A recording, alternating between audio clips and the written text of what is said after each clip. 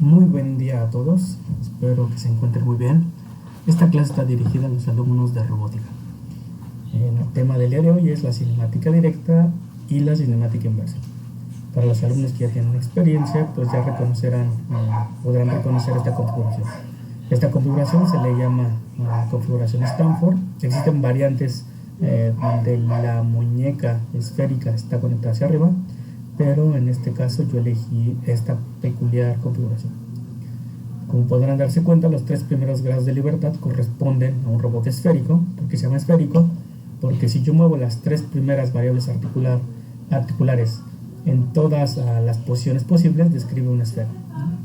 La muñeca esférica sería esta configuración donde existen 3 articulaciones de revolución y las cuales intersectan en un mismo punto. Ok, recuerden que el objetivo es obtener la cinemática directa y la cinemática inversa de este robot. Vamos a comenzar con la cinemática directa. Como ya se ha visto, es necesario implementar el algoritmo o convención de Deneuve-Hackenberg. ¿Cuál es el paso número 1? El paso número 1 es identificar qué articulaciones tenemos, asignando los ejes Z, si es de articulación como el eje de giro, si es prismática como el eje de movimiento. Z0 ya lo he asignado. Quiero que vean que si esta primera articulación, que es de revolución, gira de esta manera, Z0 nos indica el eje de giro. La siguiente articulación sería esta, donde el eje de giro estaría dado por Z1. Eso sería Z1. Entonces, si recordamos la regla de mano derecha, si recordamos y ponemos el pulgar en la dirección de la flecha, el giro positivo de esta articulación estaría dado por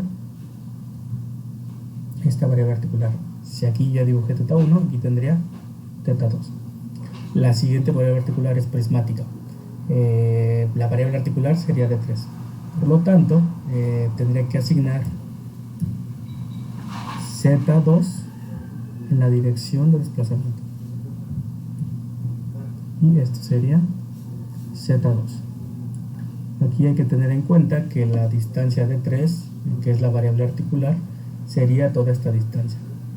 Si esta articulación tiene un tope, simplemente habrá que sumarle una constante, que sería la distancia de aquí hasta acá. Ok, la siguiente articulación sería esta. Asigno el eje Z3 en esta dirección.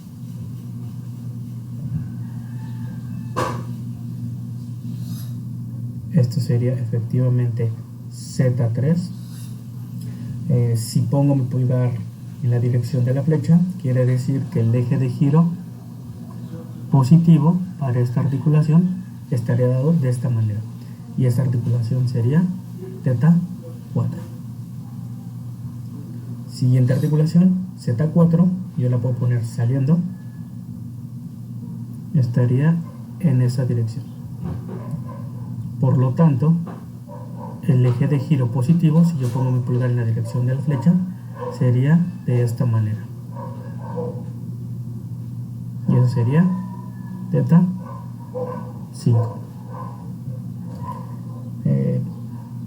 Aquí tendríamos, recuerden, Z4. Ok. Última articulación. Voy a dibujar Z5 hacia abajo.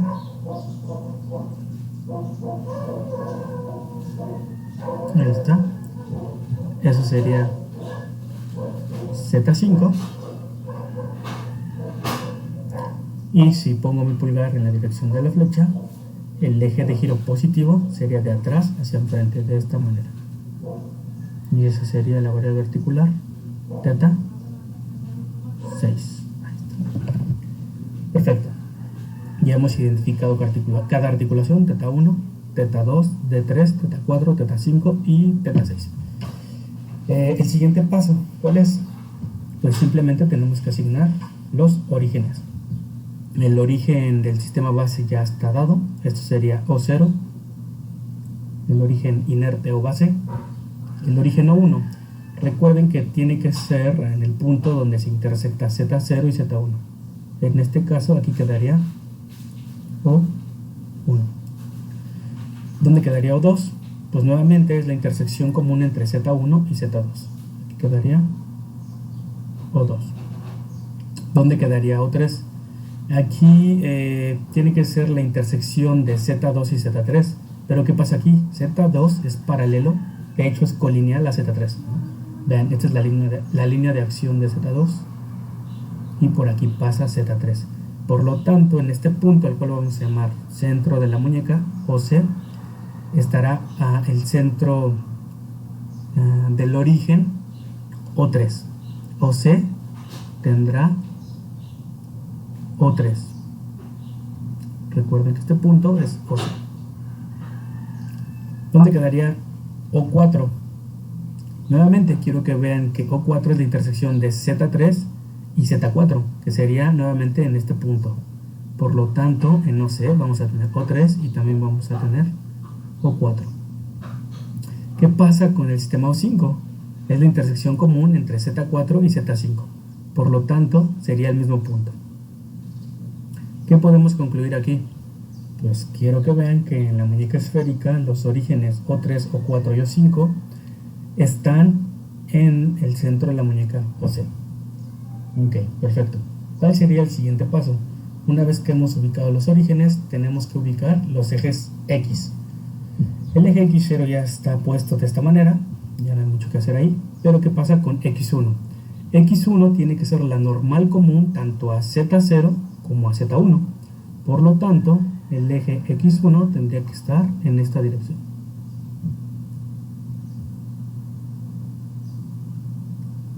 Aquí quedaría X1. ¿Para dónde quedaría X2? X2 tiene que ser la normal común tanto a Z1 como a Z2. Vamos a ver. Quiero que vean que el robot, este ángulo θ2, se encuentra un poco levantado de la horizontal. Por lo tanto, el ángulo X2 tendrá una pequeña inclinación hacia la izquierda de esta manera. Quiero que vean que cumple. X2 tiene que ser normal tanto a Z1 como a Z2. Entonces aquí quedaría X2. ¿Dónde quedaría X3? X3 tiene que ser normal tanto a Z2 como a Z3. ¿Qué pasa aquí?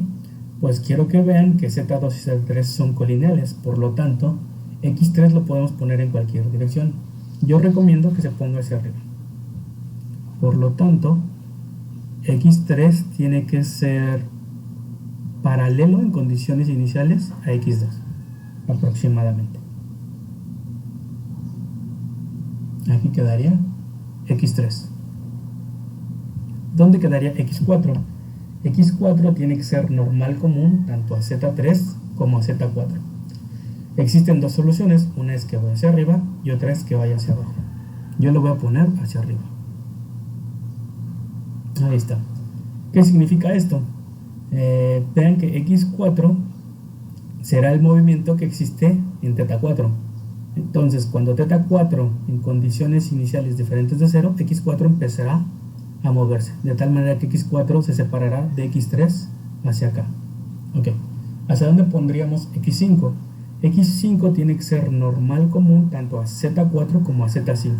Existen dos soluciones, una es a la derecha, la otra es a la izquierda. Yo lo voy a poner a la derecha y quedaría justamente sobre Z3. Perfecto. Listo, ya hemos asignado a los ejes X. ¿Qué es lo que nos falta? Terminar la asignación de los sistemas coordenados con el eje Y. ¿Qué es lo que tenemos que hacer aquí? Simplemente utilizamos la regla de la mano derecha. Por lo tanto, Y0 ya está asignado hacia la derecha. ¿Dónde quedaría Y1? Y1 tiene que ser ortonormal tanto a X1 como a Z1. Entonces, ¿hacia dónde quedaría Y1? Pensemos, si yo pongo mi pulgar sobre Z1 y pongo mi dedo índice en el eje X1, el dedo medio me dará la posición de Y. Por lo tanto, el eje Y1 quedaría hacia arriba y quedaría justamente sobre Z0.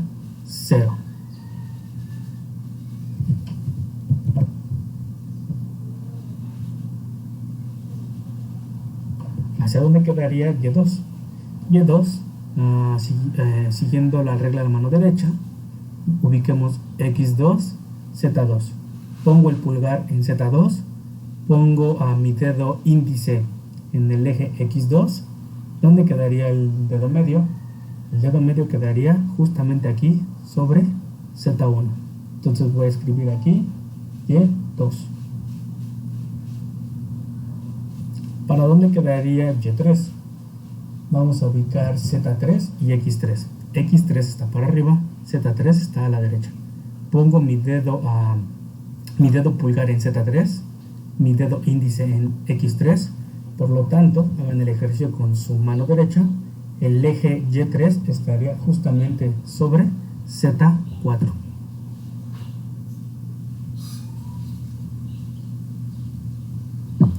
¿Hacia dónde pondríamos Y4? Vamos a ubicar X4, que está hacia arriba, y también vamos a ubicar Z4. Z4 está hacia acá. Pongo mi pulgar hacia Z4, pongo mi dedo índice en X4. Por lo tanto, el eje Y4 estaría hacia atrás. Es conveniente que ustedes practiquen con su mano derecha e identifiquen hacia dónde quedan los ejes. Por lo tanto, de acuerdo a mi asignación y la regla de la mano derecha, para acá quedaría Y4. Perfecto. ¿Hacia dónde quedaría Y5? Y5, vamos a ubicar Z5 y vamos a ubicar X5.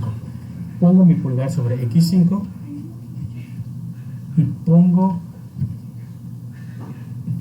mi pulgar sobre Z5 y pongo mi dedo índice sobre X5. ¿Hacia dónde quedaría Y5? Y5 quedaría hacia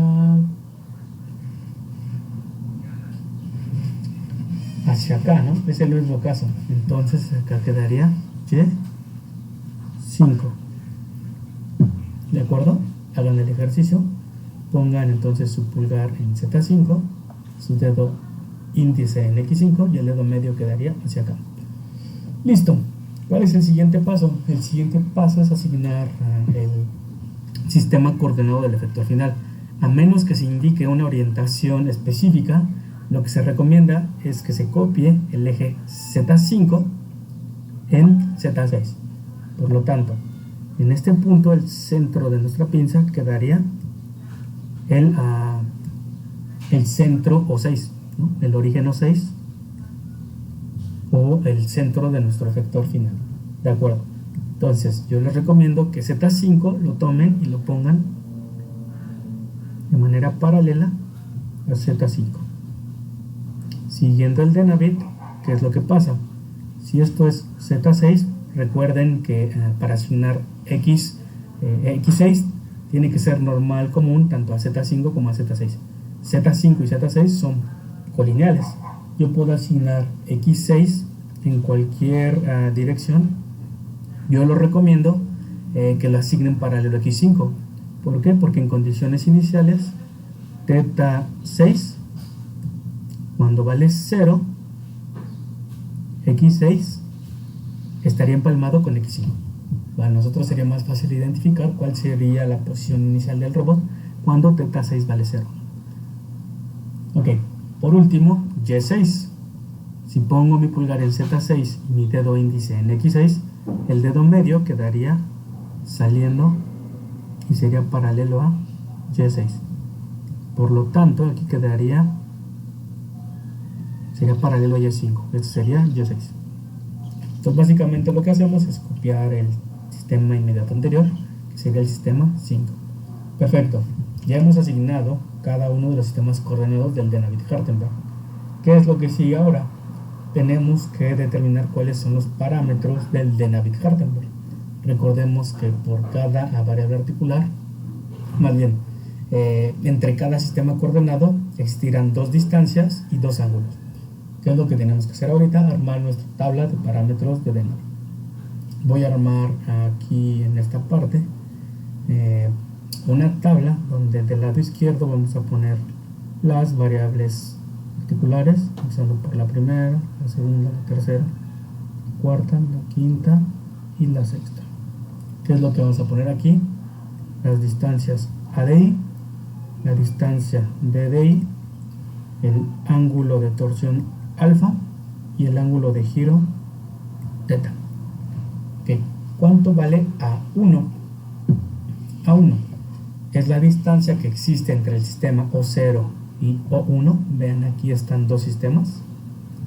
Este primer renglón nos va a relacionar cuáles son las traslaciones del sistema 1 respecto al 0 y cuáles son los giros del sistema 1 respecto al sistema 0. Entonces, ¿cuánto vale A1?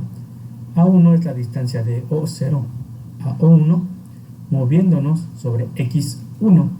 Entonces vean, X1 está hacia acá.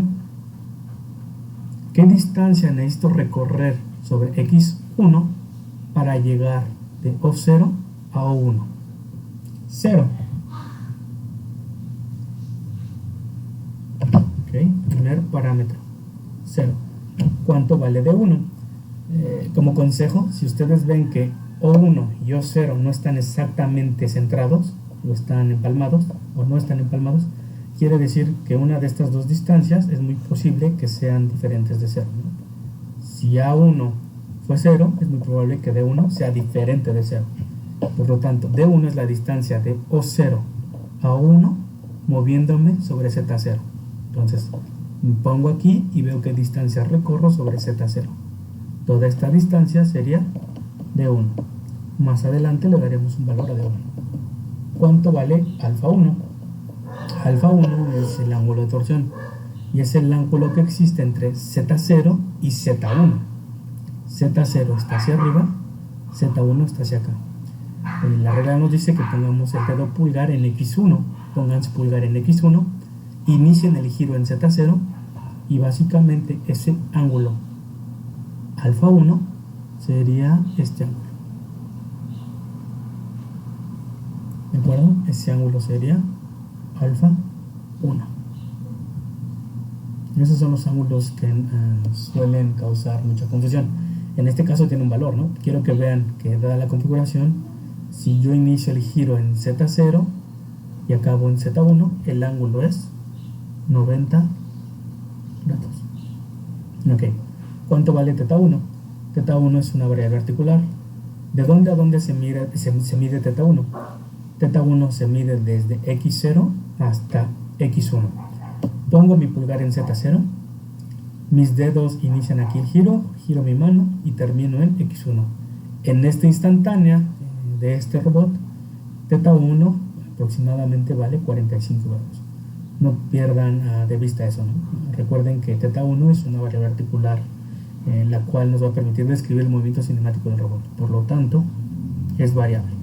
En este caso voy a denotar asterisco para denotar que es función del tiempo, ¿no? Recuerden, θ asterisco significa que es función del tiempo, ¿no? Dependiendo del tiempo es una posición, ¿de acuerdo?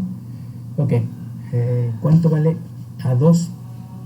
A2 es la posición, es la traslación que existe entre el sistema 1 y el sistema 2. Vamos a ver. ¿Dónde está el sistema 1? Aquí. ¿Dónde está el sistema 2? Ahí. ¿Cuánto vale A1? No hay traslación, vale 0. ¿Cuánto vale D2? Tampoco hay traslación, vale 0. Aquí dije A1, aquí es A2, D2. ¿Cuánto vale alfa 2? Vamos a ver. El ángulo alfa 2 sería el ángulo que existe entre Z1 y Z2. Entonces, pongan por favor su dedo pulgar en X2, inicien su giro en Z1. Por lo tanto, el ángulo alfa 2 sería el ángulo que aparece más o menos por aquí. Inicia en Z1 y termina en Z2. Este sería el ángulo alfa 2. ¿Cuánto vale? Sería constante y sería de pi medios o 90 grados. Este ángulo rojo aquí sería alfa 1. ¿Cuánto vale θ2? θ2 es el ángulo que existe, mucho ojo, entre X1 y X2. Aquí algo bien interesante, lo voy a poner en otro color, lo voy a poner en verde. Cuando obtengamos la cinemática inversa de esta configuración, La regla nos dice que el ángulo θ2 es el ángulo que existe entre x1 y x2. Por lo tanto, el ángulo que estamos buscando sería todo esto. Este ángulo sería θ2. Y es variable, ¿no? Este ángulo interno le vamos a llamar θ2'. Mucho cuidado, tengan en cuenta esto. Hay un pequeño ahí detalle que hay que resolver. ¿Cuánto vale A3? ¿Ok? A3 es la distancia del sistema 2 al sistema 3. El sistema 2 está aquí. El sistema 3 está hasta acá. ¿Cuánto vale A3? A3 es la distancia que debo de recorrer desde O2 a O3 moviéndome sobre X3. Vean, X3 está hacia arriba. ¿Qué distancia necesito recorrer para llegar de O2 a O3? 0, ¿no? Básicamente está en un plano. Entonces, A3 vale 0. ¿Cuánto vale D3? Aquí mucho ojo. D3 es una variable articular. D3 es la distancia de O2 a O3. Aquí queda más claro. Esta distancia o esta variable articular sería toda esta distancia. Físicamente, si aquí hay un offset constante, simplemente habría que sumarle a esta D3 esta pequeña distancia, ¿no? Entonces, mucho ojo. Tengan en cuenta eso. D3 es variable. Nuevamente, si tenemos una articulación prismática de asterisco, significa que es una función del tiempo. Ok. ¿Cuánto vale alfa 3? Alfa 3 es el ángulo que existe entre el sistema 2 y el sistema 3. Vamos a ver. Es la diferencia que existe entre Z2, veamos, Z2 y Z3. Vean que si yo muevo θ2, por más que lo mueva, jamás Z3 y Z2 van a dejar de ser colineales. Por lo tanto, ¿cuánto mide alfa 3? Vale 0. ¿Cuánto mide θ3? Es el ángulo que existe entre x2 y x3. Entonces, ¿qué pasa con esto? Tenemos una articulación que es prismática. Solamente va a desplazar el sistema 3 respecto al sistema 2. Por lo tanto, nunca va a haber un ángulo diferente de 0 entre x3 y x2. Por lo tanto, aquí vale 0. Déjenme ponerlo en negro. 0. ¿Cuánto vale A4? A4 sería la distancia entre el sistema 3 y el sistema 4. Ubiquemos el sistema 3 y el sistema 4. Los dos están en OC. ¿Qué pasa si los dos sistemas están en el mismo punto? La distancia A4 vale 0. La distancia D4 vale 0. ¿Y cuánto vale alfa 4? Vamos a ver. Alfa 4 sería la distancia de el ángulo de giro, entre Z3 y Z2. Z2 está para acá. No, sería el ángulo entre Z3 y Z4. Aquí. Z4 y Z3. Pongo mi pulgar en X4 y vamos a ver cuál es el ángulo que existe entre Z3 y Z4. Pongo mi pulgar sobre esta flecha. Por lo tanto, el ángulo alfa 4 inicio en Z3, le doy toda la vuelta y termino en Z4. Me fui por atrás. Déjenme ver si puedo dar el efecto de que se vea horizontal. Yo creo que lo voy a hacer así. Más o menos. Quiero que vean que ese sería el ángulo alfa 4. O simplemente yo me doy cuenta que puedo hacerlo por acá atrás. ¿Cuánto sería? Pues sería el ángulo en reversa. Si yo lo tomo como el eje de giro positivo a X4, pongo mi pulgar en X4, me voy iniciando desde Z3 el giro y termino en Z4. O simplemente me voy en reversa, inicio en Z3 y termino en Z4. Este sería el ángulo alfa 4, que sería igual a menos 90 grados o menos pi medios. ¿Cuánto vale cuánto vale θ4? θ4 es el ángulo que existe entre X3 y X4. ¿Cuánto vale ese ángulo? Pongo mi dedo pulgar en Z3 En esta instantánea, x3 y x4 están empalmadas, ¿no? Pero cuando la articulación θ4 empiece a girar hacia esta dirección, el eje x3 se va a empezar a despegar de x3. Por lo tanto, la articulación θ4 es variable y sería este ángulo de giro. ¿Cuánto vale A5? A5 es la distancia entre O4 y O5. Los dos están en el mismo punto, entonces sabemos que vale 0. La distancia de 5 también valdrá 0. ¿Cuánto vale alfa 5? Alfa 5 es el ángulo entre los ejes Z. Vamos a ver, es el ángulo entre Z4 y Z5. Ubiquemos, por favor, Z4 que está hacia acá y Z5 que está hacia abajo. Voy a poner mi pulgar en X5 y empiezo a medir el ángulo de giro desde Z4 y acaba en Z5. Entonces quiero que vean que ese ángulo sería de esta manera. Este sería alfa 5. ¿Cuánto vale? 90 grados positivos. ¿Cuánto vale θ5? θ5 es el ángulo que existe entre x4 y x5. x4 está hacia arriba, ¿no? Ese no se mueve. El que se va a mover es x5 cuando se mueva θ5. Entonces, si yo giro esta articulación, ¿ven? Es variable, ¿no? Es una articulación. Entonces, quiero que vean que aquí hay un desfase en esta instantánea entre x4 y x5 de menos 90 grados, ¿no? Recuerden que el giro o el eje, en este caso, el eje de giro positivo lo da la dirección de la flecha. Pongamos nuestro dedo pulgar en la dirección de la flecha, iniciamos el giro en x4, terminamos en x5, pues simplemente nos vamos hacia atrás, ¿no? Es un giro negativo. En esta instantánea vale menos 90, pero sabemos que es variable.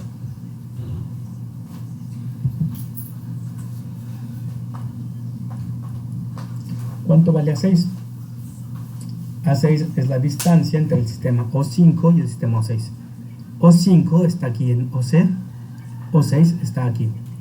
¿Cuánto vale la distancia A6? A6 es la distancia que me tengo que desplazar sobre X6 para llegar de O5 a O6. Es 0. ¿Cuál es la distancia de 6? En este caso es la distancia que existe entre O5 hasta O6 moviéndome sobre Z5 y sería toda esta distancia, ¿de acuerdo? Voy a dibujarlo con un color más tenue, que toda esta distancia sería de 6.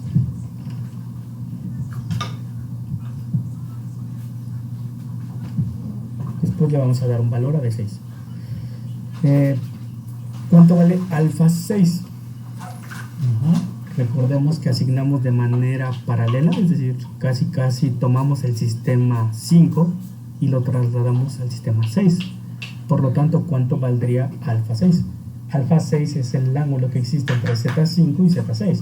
Quiero que vean que Z5 y Z6 son colineales, por lo tanto, este ángulo alfa 6 vale 0. ¿Cuánto vale θ6? θ6 es el ángulo que existe entre x5 y x6. En esta instantánea, vean, cuando θ6 empiece a girar, pues se va a empezar a desplazar x6 hacia este lado, ¿no? Se va a separar de x5, por lo tanto es variable.